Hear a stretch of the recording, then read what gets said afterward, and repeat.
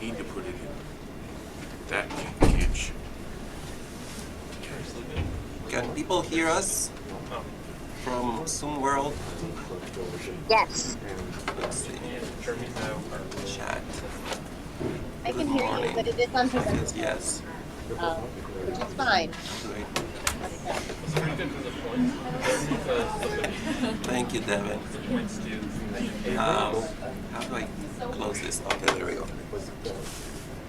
Okay, so yeah, I'm wearing a mask because I just tested negative after having COVID. So lots of fun. Let me see, put my glasses on because otherwise I cannot read. So let's get started. Although that clock I think is wrong. Exactly 11. It's exactly 11. Perfect. So it's my pleasure to introduce Dr. Patricia Prade. Patricia got her master's in forestry engineering at Regional University of Blumenau. Blumenau, close.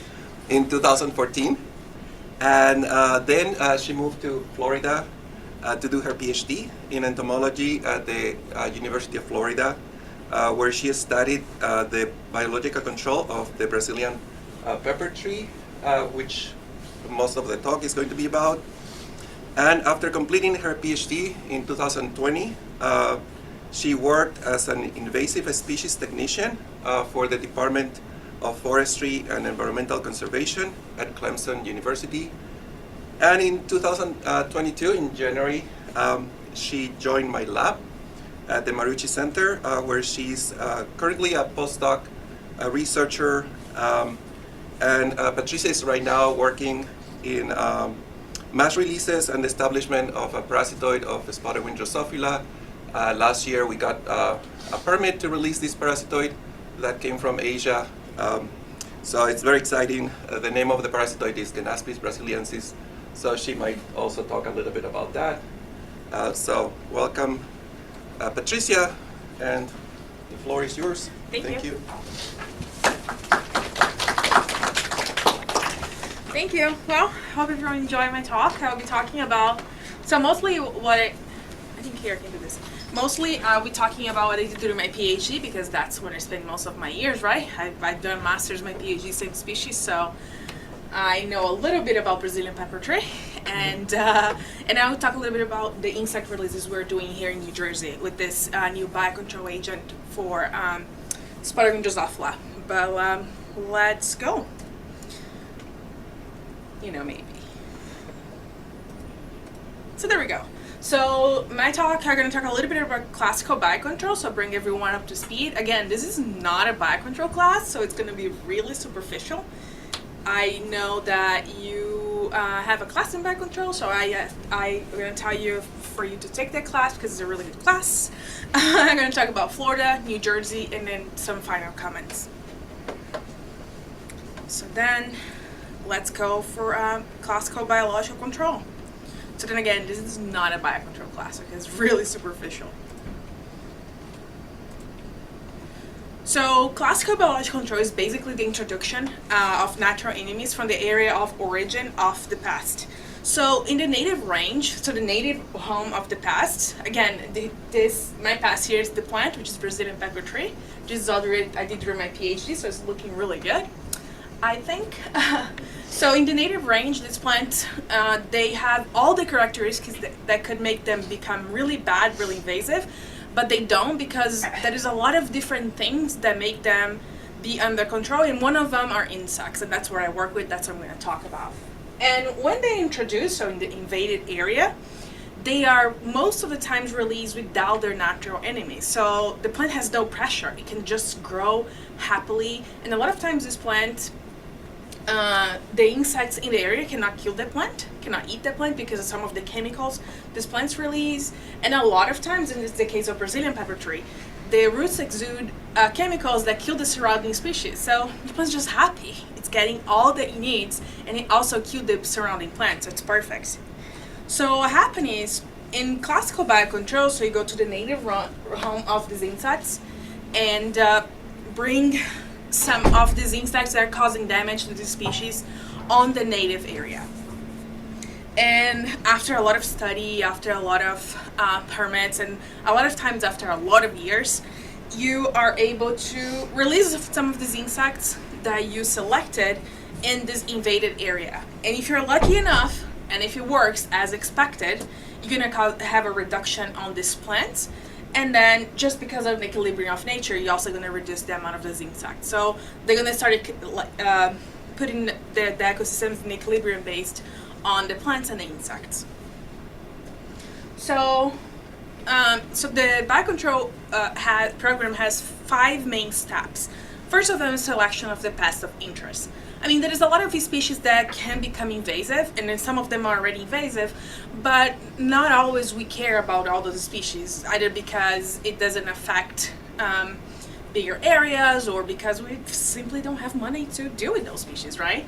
So after selecting one of these species, you start working with literature review and then decide where, and then realize where's the native range of these species, and then go to the native range, do surveys. And just so you know, so Brazilian pepper tree, I'm Brazilian. I helped during some of the native range surveys for Brazilian pepper tree in Brazil, and then that's why I actually was invited to do my PhD in Florida. The next step is bring the insects to quarantine, and the most basic experiment that you have to do is a host range experiment, where you test in the case the insect, in several different plant species. I'm going to talk a little bit more about that later. And sometimes you have to do also, you have to evaluate what the damage caused by these insects to the plant, and a lot of different things. Next step is field releases and establishment. That's the fun part. When you get to release these insects, you get outside of quarantine, and then also study the establishment, because again, you do all these beautiful, amazing experiments in quarantine. Sometimes when you release them in the field, they just don't survive for a lot of different reasons. And then the last step is technology transfer, so outreach. I mean, it's pretty, right? Like, it sounds really straightforward, easy, nice, and fast. But then there's a lot of permits involved. You have to have permits from the country of origin. You have to have permits from, in our case, the US, to bring it to quarantine. You need to have a quarantine. You have to have permit to release these insects. And a lot of times you keep going back and forth between having a research done and like, but how about that? And then you have to do all the research again.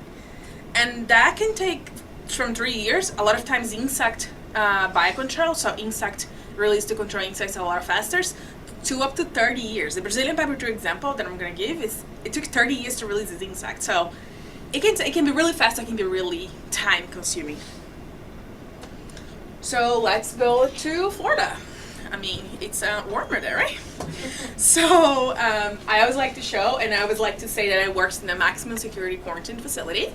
People got really scared when I said that, but it was just a lab under a lot of control, because that was where we would bring insects from this foreign country. And it was a top-line lab. I was really happy. It was really good to do research there. And if I don't have time at the end, I like to thank all the group that worked with me during my PhD, with my master's, my PhD. All those people helped me a lot, and then the funding agencies. So let's talk about my favorite plant, I guess.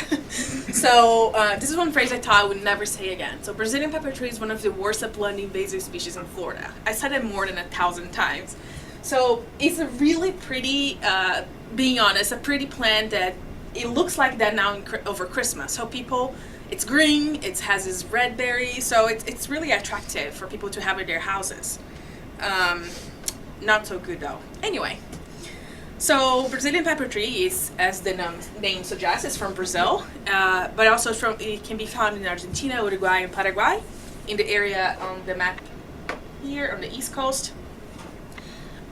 It's a plant from the Anacardiaceae family, and on the native area, it's a really important pioneer plant, so it shows up first, and then also a perennial tree. And also, it's a really important plant in restoration of damaged ecosystems, because it grows really fast and produces a lot of seeds. So it's perfect for that reason. So I love to use this quote from Dr. Geostone. Dr. Geostone is one of the first people to bring Brazilian pepper tree to Florida. He said it was an honor to introduce this brilliant berry-bearing shrub collected somewhere in Brazil. It ought to be in every garden in Florida. And well, he was right. In the map of Florida, if you can see the green points on that map, it's basically throughout the state. And it's really limited for the cold. But that guy was right. It was everywhere. It's really funny to see all the how he got introduced. So anyway, in Florida, the biggest problem with Brazilian pepper tree is that besides invading disturbed areas, which you would expect, it can also invade natural sites, so undisturbed sites. So it can take place of the native species, and then has a little particle chemicals that can kill or stop the growth of surrounding species. So it's just about really bad. And it's a species that can cause severe dermatitis. This is my hand. It's hard to see. It was really not fun to do research, and I was not allergic to Brazilian pepper tree, so it's a plant from the Anacardiaceae family.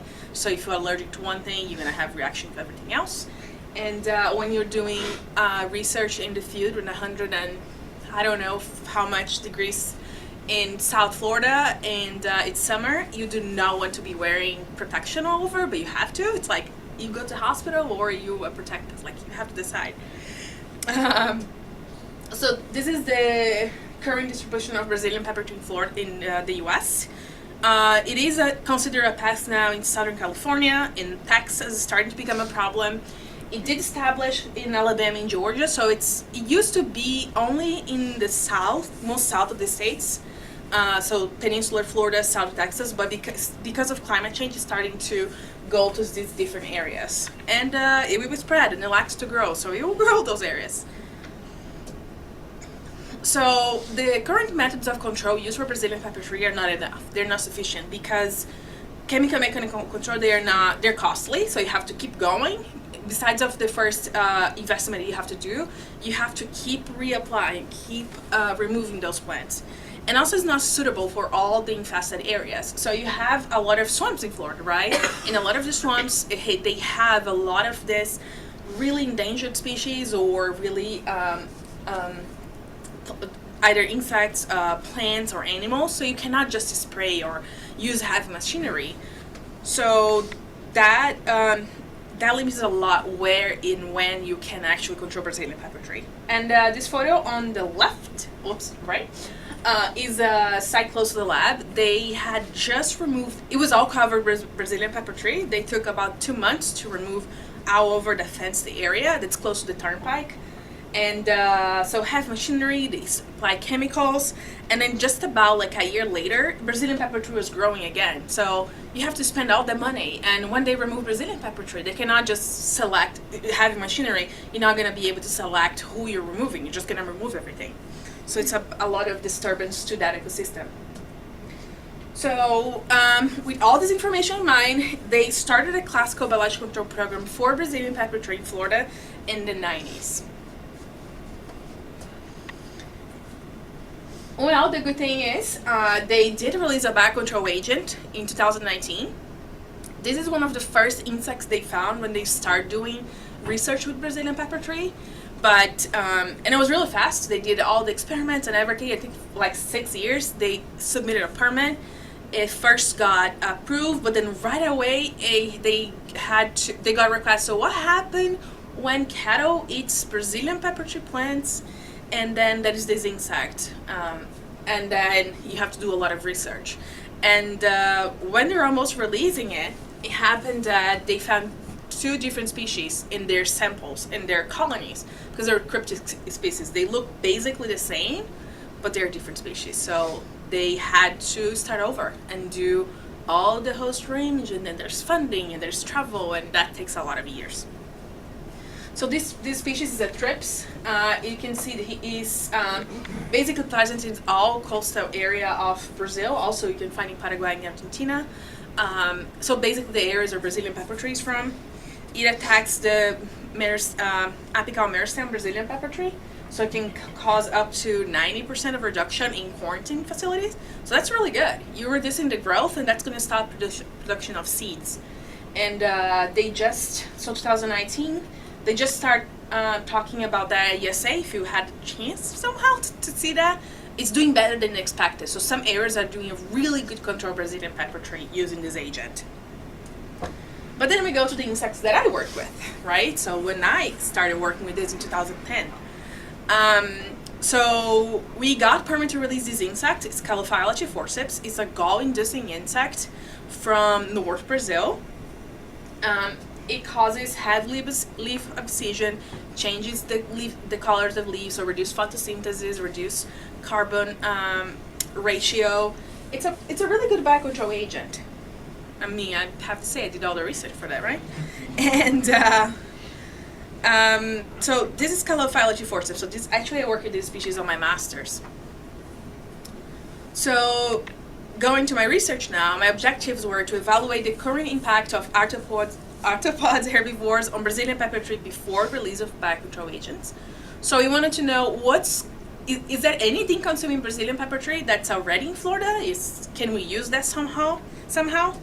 And then also I did host range of 2 different Calophylla species, so the gall-inducing insect. We found them in different geographic regions in Brazil. We wanted to test that as well, see maybe they're better or they can establish better.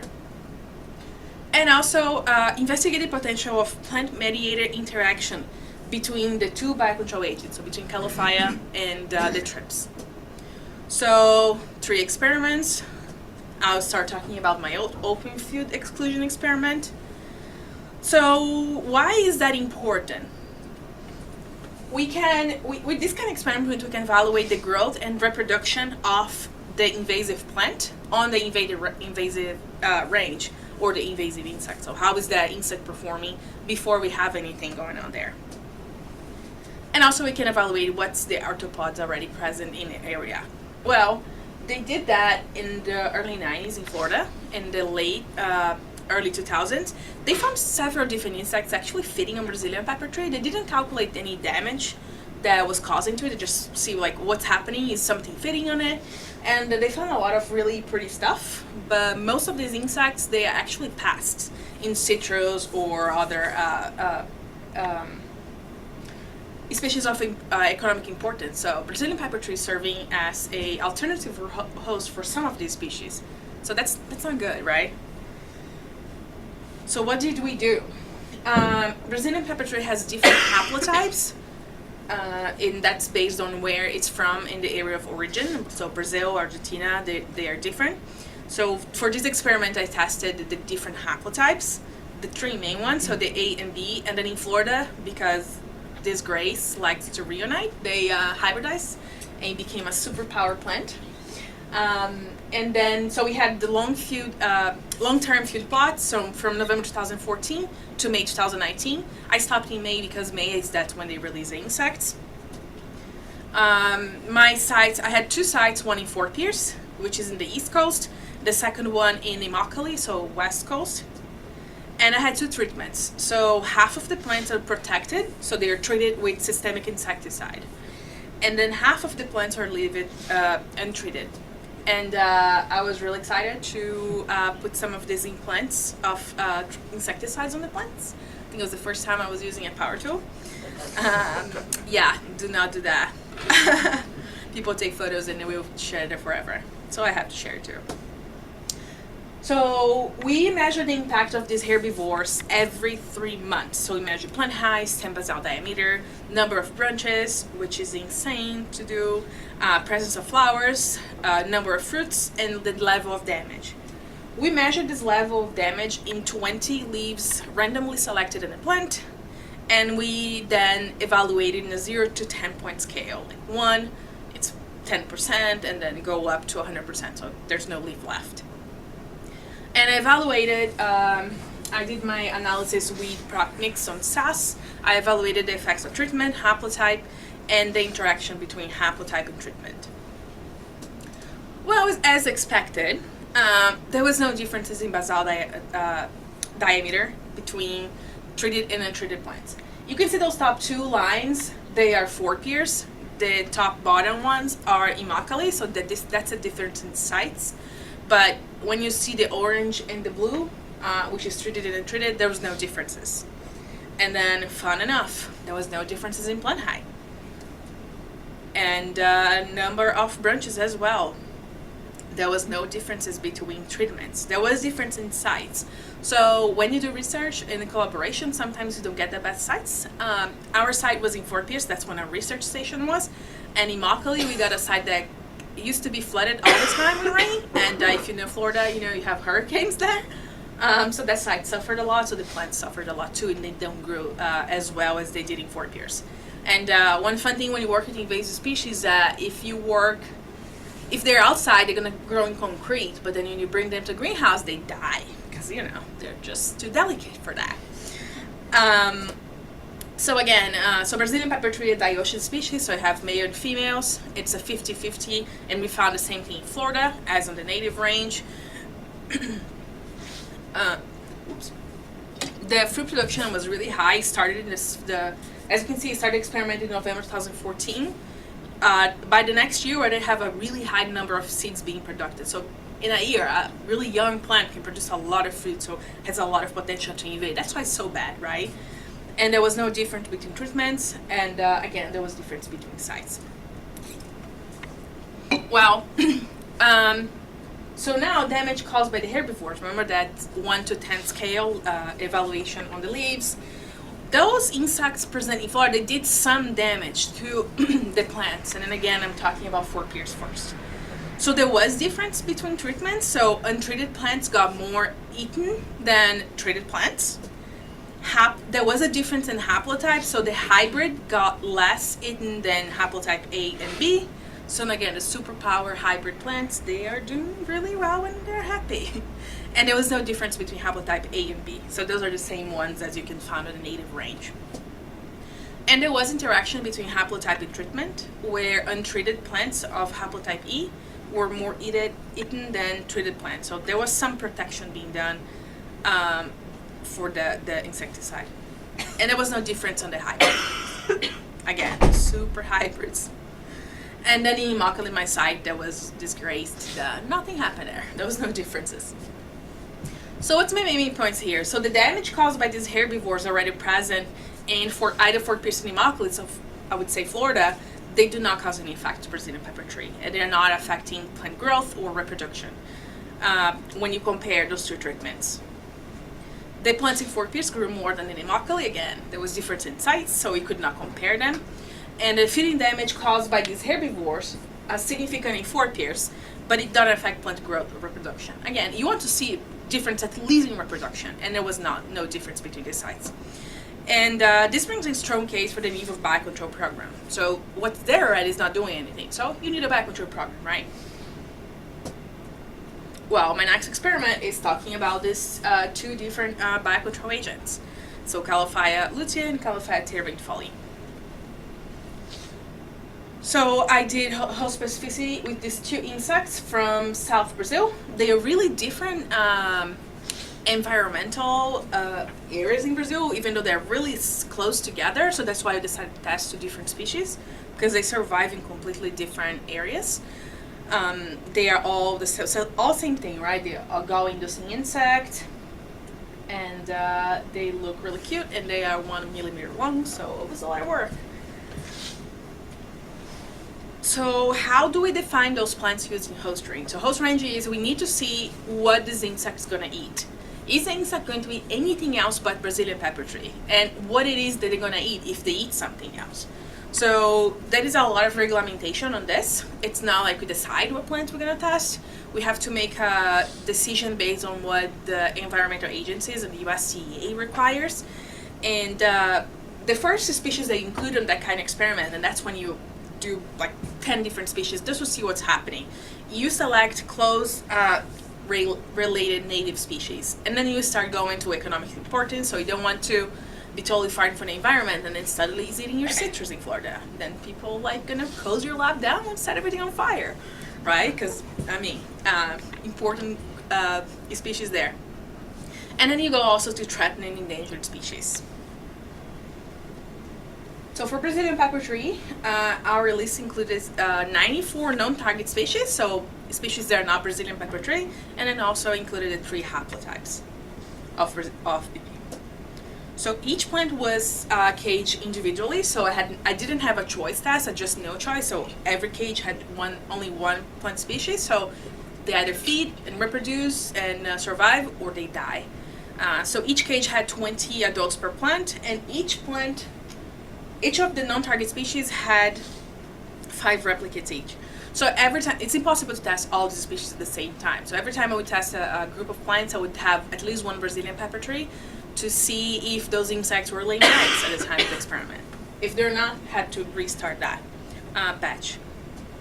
And then also done with SAS and Prade GLM, and we only use the plants with eggs. So a lot of plants didn't have eggs at all, or any fitting or anything. So we're not gonna do statistical analysis on that.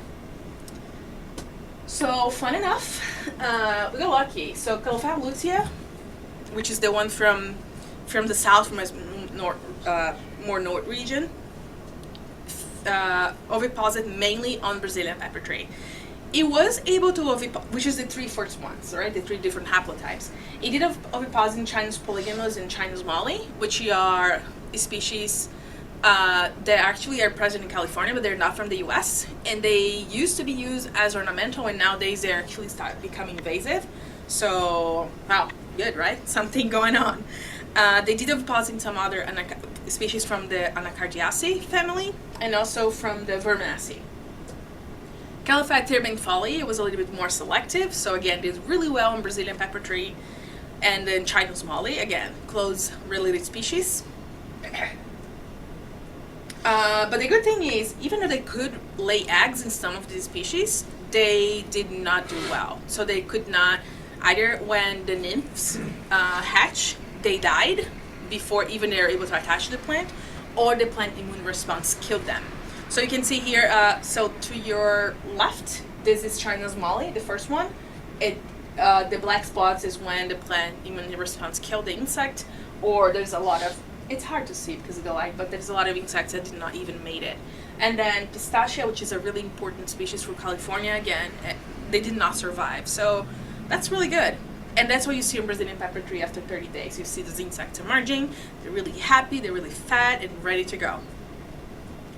So second part is, well, they did, so where did they deposit, right? Did they survive? But now you want to see what's the longevity of these insects on these non-target species that they laid eggs.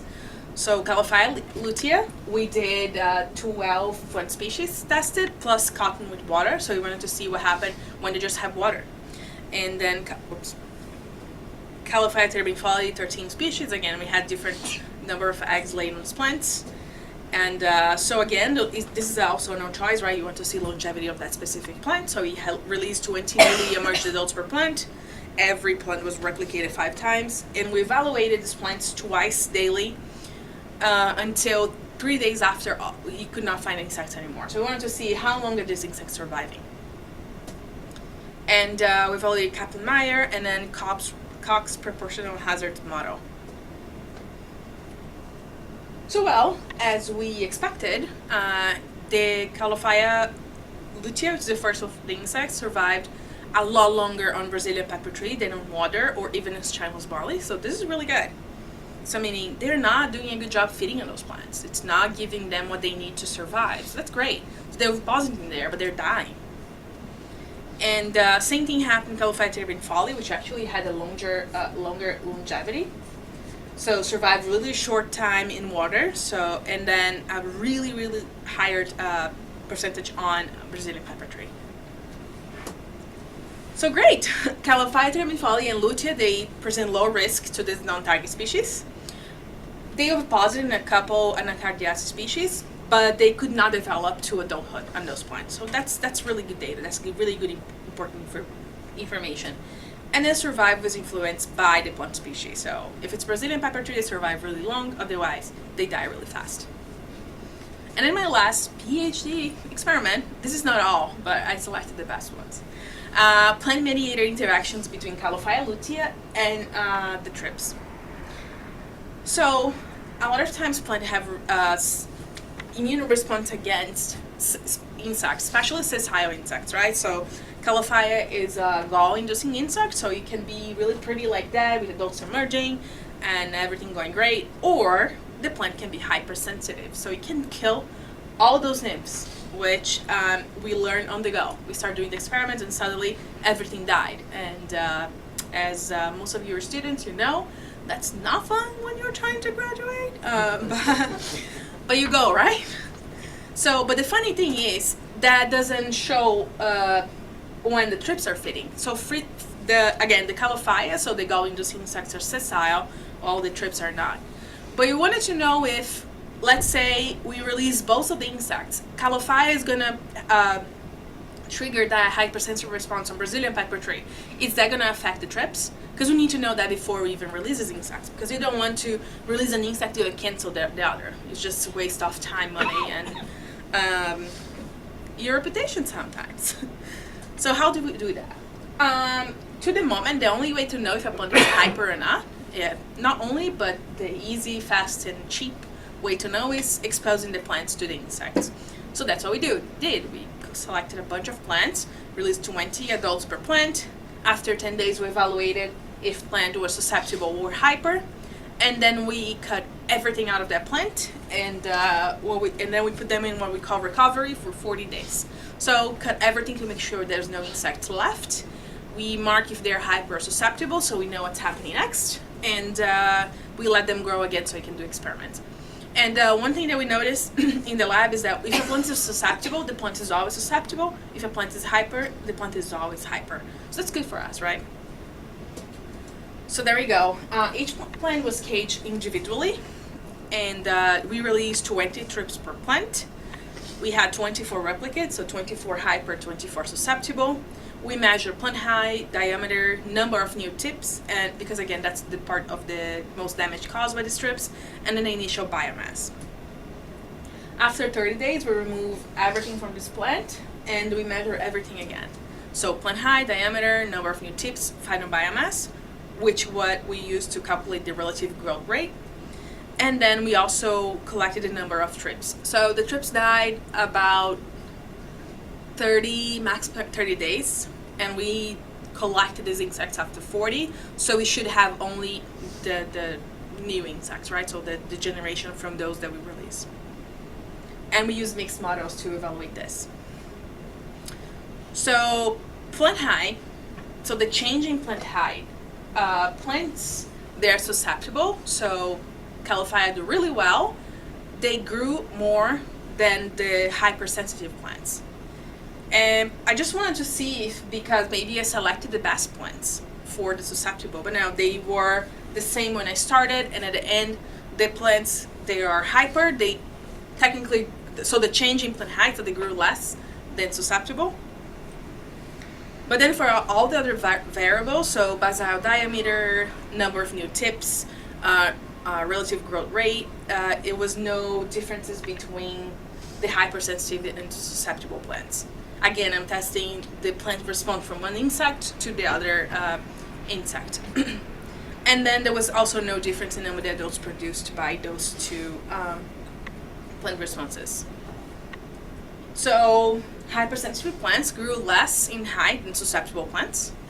A lot of times there is an energetic cost associated with the production of defenses. So when a plant doesn't have to produce defenses, it can spend the energy growing. When they have to produce defenses, hypersensitive response, it has to spend energy that way. So maybe that's actually what caused those plants to grow less. Basal diameter and relative growth rate show no difference between hyper and susceptible. And there was no new tips for both hyper and susceptible plants. So that's really good. That's the part actually that the insect affect the most visually, as you can see in the photo. And there was no difference between hyper and susceptible in adult production. So really good. So conclusions for this part, for Florida. Insects present in Florida, they do not impact Brazilian pepper tree plants. I mean, we knew that, right? We know that if you ever go to Florida, if you've been to Florida, drive a turnpike, 90% of the species you see in a turnpike are Brazilian pepper tree. Just really bad. So the introduction of the trips is promising. Again, this was from 2019. This presentation is actually doing a really good job nowadays. Calophylla lutea and Termite folly, they are safe to be released in Florida, so host range is really good results. And because they're different species from different regions, it's important when and if these insects are released to try to match climate and environmental conditions between the sites where they're collected to where we're releasing them in Florida. And the hypersensitivity trigger from previous feeding of Calophylla, so the gall-induces, will not affect the trip's reproduction and feeding. So that's really good, really amazing. And remember those 5 main steps. So in Florida, I worked with native range surveys when I was actually in Brazil still, and then I did a lot of quarantine experiments. And then now I go to Rutgers, to New Jersey. So here, my main work is doing food releases and establishment of insects, and then technology transfer. So talk to you guys about it, talk to growers, talk to other scientists. My insect, and then again in Florida I did weed biocontrol, right? So I work with plants, and then in Jersey I'm coming to work with insects. That's really nice because I get to see the difference between the systems, and it's a different challenge between one and the other. I'm working with Drosophila suzuki. So sputtering Drosophila is an invasive pest from East Asia. It was first detected in the US in 2008. So nowadays it's basically everywhere. And it's a major pest of soft tin-skinned fruits. And it's not only in the US, it's basically worldwide. So it's a really bad species. So the management for sputtering Drosophila relies on schedule of chemical control. But the problem with that is that the non-crop habitats, so the forests close to where you have the crops, they're hotspots for sputtering Drosophila populations. So the growers are spraying, doing a really good job in our case, blueberries, right? And the insects are growing, being really happy, fed, and procreating a lot on the native area. And because that's a native area, a lot of times there's a lot of limited amount of chemicals or other management techniques that can be used on this area. So you're literally just making fruits look better and for those insects. They did an experiment to see what insects were present in the US that could maybe attack sputtering Drosophila, but there was low levels of predation caused by these insects. Again, most of these insects, they're going to attack insect from another country, so like an invasive species. They are generalists, so they're not going to eat only one species. They're going to eat a lot of different things, so whatever is easy, whatever they find first. And that brings a really good case for the introduction of a classical biological control program. And that's what they did. So they did a lot of research in the area of origin of sputtering Drosophila, and they studied several different species, right? And the main species that we focus, and they said, okay, maybe this is gonna be what we're gonna be able to release in the US. And actually, it's not only the US that's being released. It's these 3 different species, but I will talk specifically about Ganaspis brasiliensis. And I remember when Cesar told me, oh, there is this experiment, Ganaspis brasiliensis. I was like, oh my gosh, it's from Brazil. No, it's not. It's from Asia. Anyway, so as Cesar just said, so Ganaspis brasiliensis is a recently approved biocontrol agent of sputtering Drosophila. So it was literally a year ago that we got permits to release insects in the US. And we started releases in the US in the summer, and we also did the releases in New Jersey. It was really exciting because remember I worked all those years in quarantine, and suddenly I'm like, they give me a container with insects, like, good luck. I'm like, yay, don't quote me on this if it doesn't work. I'm joking, it will work, it will be pretty. So the objectives of this part of my experiments in our lab is to identify sputtering Drosophila parasitoids before release of Ganaspis. So we did a lot of surveys before release of insects, and because there's a lot of surveys done in the US but not many done in Jersey. And then if we're lucky enough to be able to release these insects, so in the no-crop areas in blueberries farms in Jersey, again, that's what we work with, but they attacked basically all soft skin fruits that they can find. We done experiments in 5 blueberry farms in Jersey, as you can see in the map. So it's basically South Jersey, where we have the blueberry farms. The growers really nicely work with us, let us do research in their farms. We sample the crop and non-crop areas, and we utilize 2 sampling methods: directly sampling of fruits, so we basically went there and collect fruits, or we use sentinel traps baited with sputtering Drosophila, so we would bring the fruits with sputtering Drosophila already. So bear with me. This is my farm, one of my farms. This is not up to scale. It's just so it makes it easy for you to see. You see this, can you see you can see this, the cursor, right? So this is the border between the blueberry field, right, and the forest. So from the border of the blueberry field, we would walk 10 meters in the non-crop area, so the forest. And that's going to be the point where we're potentially going to release Ganaspis in the future. So from that point, in 100 meters radius is where we collected fruits, wild fruits. And also, so that whole blue area in the circle.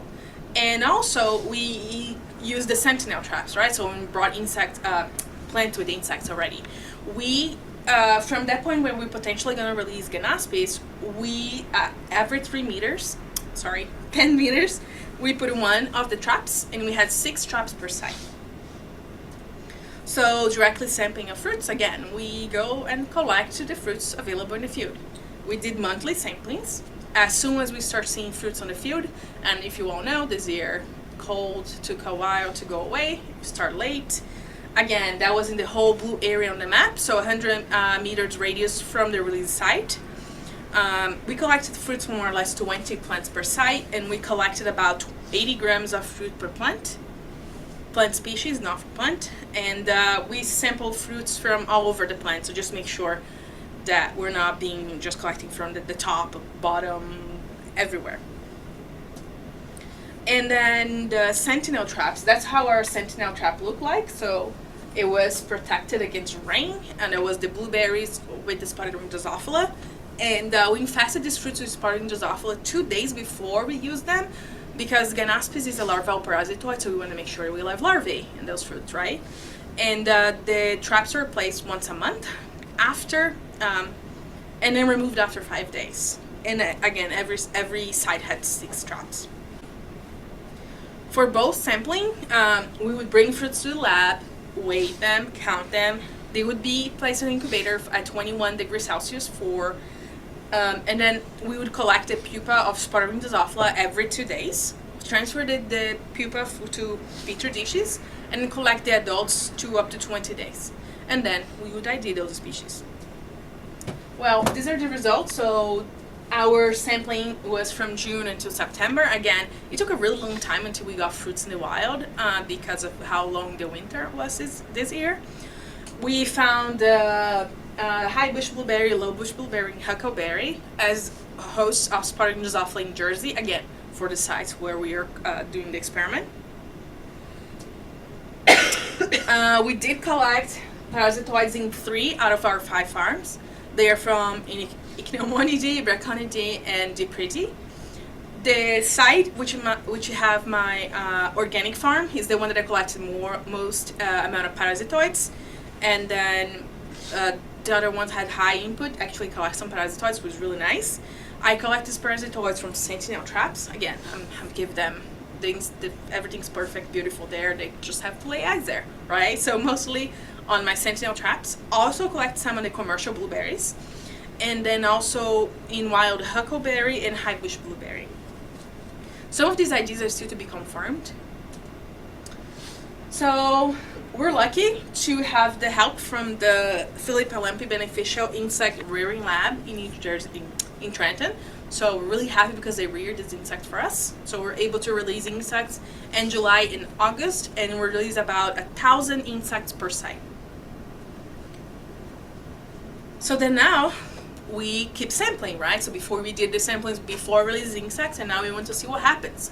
So we want to know, will Ganaspis brasiliensis survive? Again, this is really, really early to know what's happening, but we wanted to know what happened after the first moment from the releases. So we did the same thing we were doing before, so same methods. We did it again to see what we would find. And I'm really happy for this lab and for everyone in our lab, because I could not go to the field in September, but they helped me. Thank you, everyone that helped. So what would happen in our site? So I recaptured Ganaspis in 4 of our 5 farms, only in August, not in September.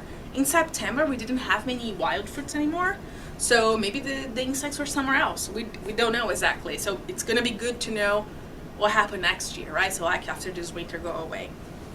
I did collect on my Ganaspis on my organic farm, but the really fun thing, I think it's fun actually. My highest input farm was the one that I collected the most number of Ganaspis. So they're really concentrated there, right? They don't have any blueberry to go to because everything is being well controlled there. I collected again most of my Ganaspis then on the sentinel traps, and only one Ganaspis I collected in a high bush blueberry, which was on my high input farm, so my farm with the had most amount of chemical being utilized. So what's next for this experiment? So we're gonna do overwintering, so we're gonna see if they survive the winter. Again, you do a lot of quarantine studies, you do a lot of climate match using programs, and you imagine and you hope for the best, and sometimes you even pray, but you don't know what's gonna happen, right? You release these insects in the field, and maybe you have some predators gonna eat them, or they're just not gonna survive. It happens. So we're gonna do overwintering. We're gonna start releasing Ganaspis brasiliensis early in the season. So now we have this colony going, so we can start really early. We're going to increase the number of sites and then also define an optimal adult release number. So how many adults should we release per site so we can start seeing some recapture, we can start these insects surviving these sites and doing a good job. So this is not all that I do in our lab, but that's exactly what I will talk today. And I would like to thank our lab, thank you Cesar's lab in Marucci, thank you most of you in this room. Thank you Dr. Loeb, Dr. Fanny for helping with the grant and the funding agencies, and all of you. Thank you.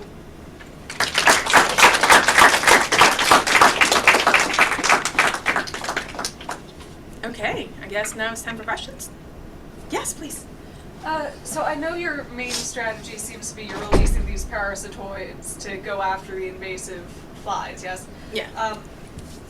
But I also know that a lot of the time when people try to deal with one invasive species by releasing another species, it kind of turns into that rhyme about the old lady who swallowed a fly, and then she swallows a spider, and she swallows all these other things, and at the end of it she's got like a horse in her body and she's dead, and it just like snowballs. So my question is, how did you make a selection? What is the process that goes through making the proper selection for that, so that you don't end up like the old lady that swallowed a fly and you actually solve the problem instead of creating more? Yeah, so that's always the basic question for biocontrol, right? Like, I don't want to introduce something that's actually going to end up causing a worse problem, right? I don't want to cover this base and then so that's when you do the host range experiment. So like all the way that I did in Florida. I didn't do this in Jersey because that's not a part that I got into do. But they did a lot of host range. They tested a lot of different species that could potentially be hosts for it. And that's why from all those 3 species that they believe to be the best, they brought to the lab and did most of the research on. So from all these 3 species, that's why Ganaspis brasiliensis was the one selected actually, because it had a really limited host range. And then it could do some survival on Drosophila melanogaster, but it's also a problem, and it's not oh my gosh, it's not the best host, right? So it's gonna, again, we never know. We can never know 100%, but we cover our bases as much as we can. There's a lot of examples of early introductions where it became what you said, right? It became a problem. But nowadays there's a lot of regulation and a lot of research that has to be done to make sure that we are addressing one problem, not causing a bigger problem for the future. That's really interesting. Thank you. No problem. Yes. Hi, I'm Chuck Martin. My wife Diana and I are retired biology faculty here. Actually, we retired about 10 years ago. Our posts in our retirement life were now pursuing environmental problems. Yeah. And one of the things that we're trying to pursue is dealing with certain invasive species Franklin Township's open space areas. And actually, there fields not far from here, in fact. And one of the invasive species that we are concerned about is spotted knapweed. Centaurea strobi, I believe it is. Forgive me, my memory isn't as good as it It's okay. used to be. One of the things we've been contemplating, then this is a species that it's allelopathic. Of course. And so it inhibits the growth.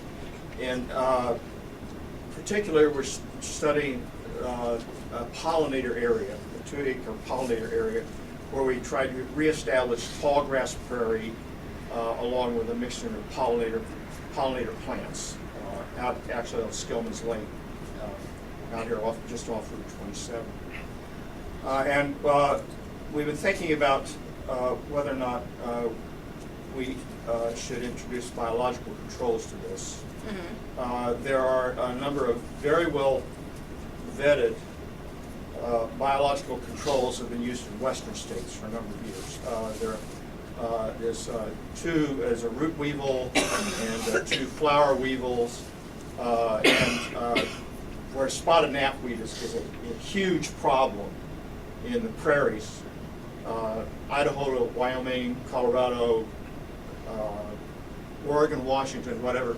And if you go to the experiment stations of any of these states, you'll find a lot of literature on these particular insects. I've been trying to figure out what we would need to do to try to introduce these biological controls that have been approved, USD approved, and tested in none of these state laboratories here in New Jersey. And quite frankly, I need your help. We can't. I cannot figure out. I've been trying to call. I called the Lampe Laboratories. I called various groups in the state.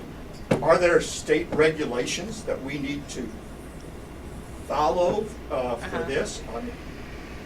State DEP can't find anything. We would like to do a release. The flower weevils we would only be able to release in July of next year. The root weevils we could release up till September of next year, and so on. And I've talked to a number of people involved in growing these insects and so on. They tell me that USDA has actually released these insects from, what was it, the 496 permit? Interstate travel or shipping permits. They're apparently that well vetted. But what do you know about, or do you know people that you can inform me about? Have you talked to with Joe Zoltowski? Joe Zoltowski, he's with Plant Industry at the Department of Agriculture. He probably can tell you exactly what needs to be done. Joe Zoltowski. Is he with the Lampe? No, Laboratories? he's actually, they report to him. So he's the big guy. He's not the secretary. It's actually funny. I think I may have actually sent him an email asking about this. Okay. And I did not get a response from him. But I got this bizarre email from somebody else with no contact information about saying, yeah, you need a permit. Yeah, every state has different regulations, and it's really sad that. Okay. So we're going to talk after. Thanks. Yeah. I appreciate it very much. Yeah. Yeah, I said that our other postdoc in our lab, she actually did her PhD with that in Arkansas. So it's sad that she's not here. She could talk to you a lot more about it. And this person actually works She's not with here, Lampe? yeah, but she worked with, on her PhD, so it's really funny you're talking about it. I was like, oh my gosh, if Bet was My here. goodness. Oh, it's Yeah, wonderful. right? But every state has different regulations. So I'm more used actually to Florida. I mean, I did stay there for Right. 7 years. Right. It's different in here. But definitely, definitely can talk after the talk. And but thanks for coming. And actually, another question is regarding your spotted-winged Drosophila. Has there been any discussion of maybe trying to develop a gene drive approach to this sort of thing? Yes, but there's a lot of, I mean, I believe you, we all know it's a lot of years, a lot of different work that has to be done. I don't know a lot in depth about it, but I do think they are doing something. I mean, it's being tested in the Florida Keys for different types of mosquitoes that are dengue virus sterile technique. Vectors and so on. And then actually we've pursued interest down in Florida as well. Loxahatchee Refuge, you know, apparently there were biological control efforts for trying to control old world climbing front. Yeah. And I believe it actually came out of this Fort Pierce lab. Is that still going on? Is that the USDA actually labbing Fort Lauderdale is doing research with that? Our lab doesn't do it, but the lab our lab, I don't work there anymore. The lab in Fort Lauderdale, the actual USDA lab's doing research with that still. They're still working with it. Is that successful? I don't think they got permits to release anything yet, but I know that they are really close to that. Again, releasing insects is a lot. There's one less environmental agency, so it's a little bit faster than releasing insects to control plants. So it takes a little bit longer. Mm-hmm. So it really depends.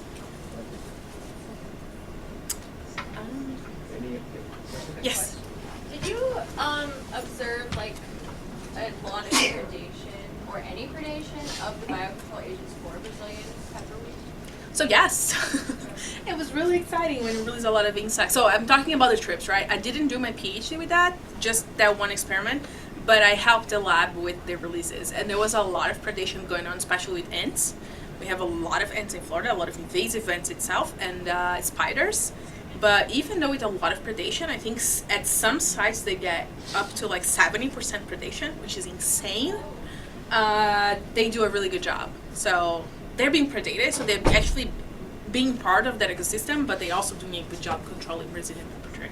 Okay, the predation, you didn't see like the predation lower the effect of the biocontrol agents? I do not know the results for that, Okay. to be honest with you. But I mean, I would assume, right? Like, but also these insects, the trips especially, because the Zal produces a lot of offspring, so I think they compensate for that, I guess, because there's a lot of Brazilian pepper tree, a lot of it. Got nothing in the chat, so into questions. Any other questions? Thank you. Okay. Oh wait, yes, we do have one. Yes, Well, I'm not good at remembering like the species of the plants or anything. that's okay. But have you? Sorry, I'm walking closer. So, have you thought about like with the? I don't remember the name of the species, but the biological control from the first set of experiments, when they were able to like live on the plants, so that they died and couldn't develop to adulthood. Have you thought about exploring, since the intensifying climate change, have you thought about the changes in environmental stress that could impact the plant's defenses in response to those biological control agents, so that maybe it could later on in the field, like if there are more environment, I don't know, like water stress makes it harder for plants to respond. So in the event of more climate change incidences with these plants, is it possible it could become a problem? So to be honest, a lot of this research, so first thing with research is I need funding, right? We want to do a lot of this fun research because that's when you get fun, right? You get to do all, it's hard to get funding to do that. You do compare with a lot of the happening in the native field. So what's happening in Brazil right now? What insects are being affected?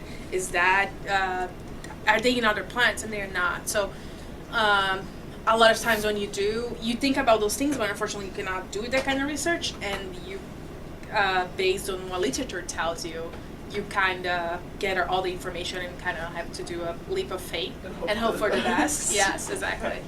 But it's mostly safe, right? Like Yeah. they try to cover all the bases because we do have some bad examples from the past. So I try to go to make sure that you're trying to cover your bases, so you're safe. Okay. Is it possible to get them? I know that there's no funding, follow the funding, but is it? I just wish there was funding for that kind of research. I feel like I know there's a really- lot of fun that's- research that's not funded, and we're and like, it's- oh, but I want I it. feel like it's really relevant considering the changes that are happening. But thank you. No problem. Thank you. No. Patricia. Thank you. There's tables in the back. And now there's pizza. And there's pizza also. Can I end the meeting?